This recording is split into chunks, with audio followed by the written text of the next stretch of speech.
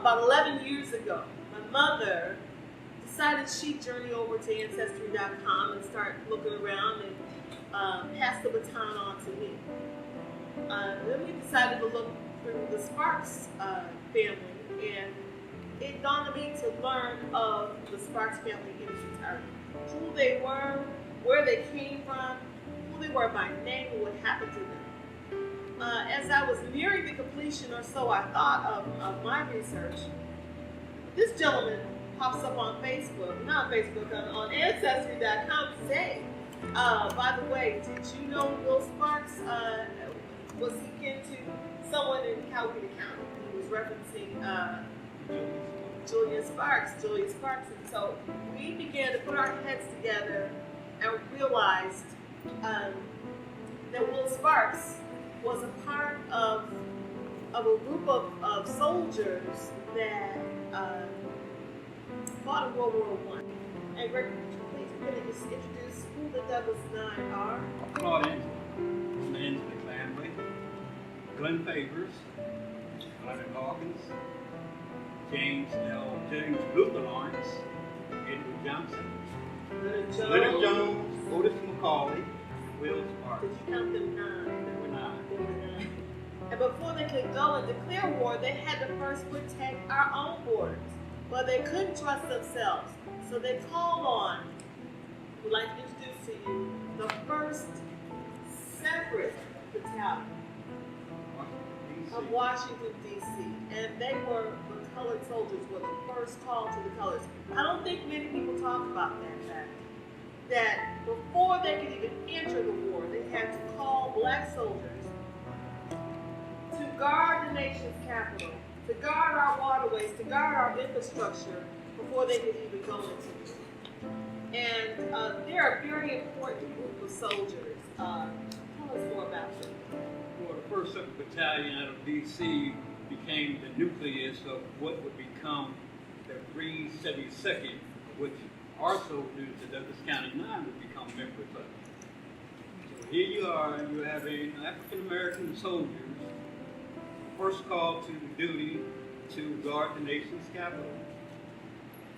So after they registered for the draft, a year later, March 29th, they get called to do, as they say, called to colors. There was a soldier named William Sherman. He was writing to the Douglas County Sentinel about what was going on over there at Camp Gordon.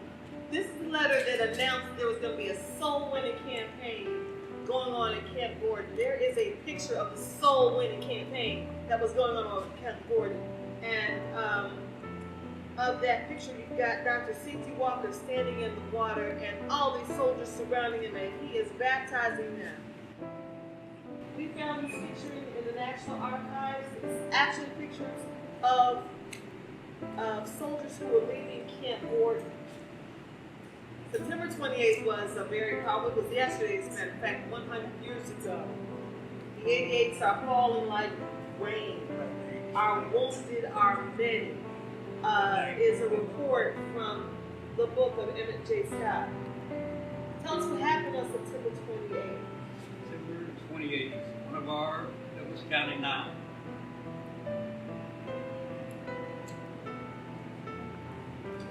Would fall in battle.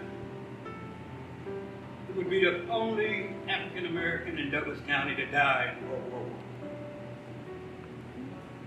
We don't know if it was hit by shrapnel, hit by a bullet, hand-to-hand combat.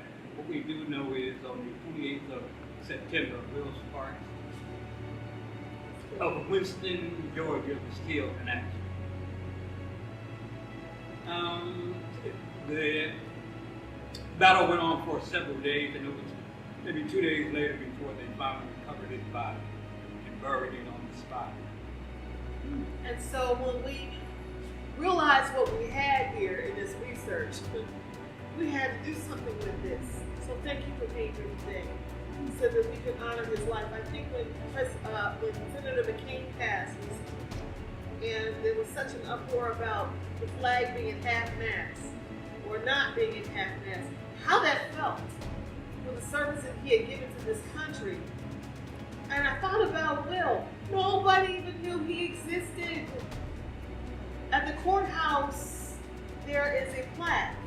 There are 4 names listed. His is not there. It's missing in action. Nobody knew.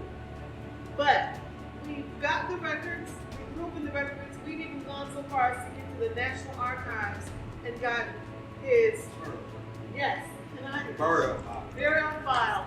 And there's a letter in there, Cousin Fred, from his brother, Henry Sparks. And Henry Sparks insisted that they send his body back. Will's body was disinterred twice. He was buried 3 times. So he was buried on the battlefield, maybe like 4 or 5 days after he died, so the record says. He was disinterred in and put into the French cemetery, a cemetery in France for American soldiers. But with this letter from his brother, which we have a copy of, indicates, yes. I would just want to say, all this is happening in 1918, Right. September of 1918. Right. We got the end of the battle on the 11th hour, the 11th month of the 11th day of the year. The end of battle ceases.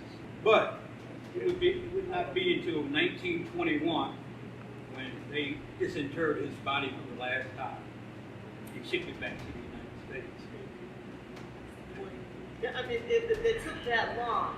And in that process, his brother is advocating for him to get him back here. And he writes a letter, and he has a letter typed up for him and expressed his concern that he wanted him buried back here where family is. Well, one of our quests was to find out where is he buried. And we felt it a call.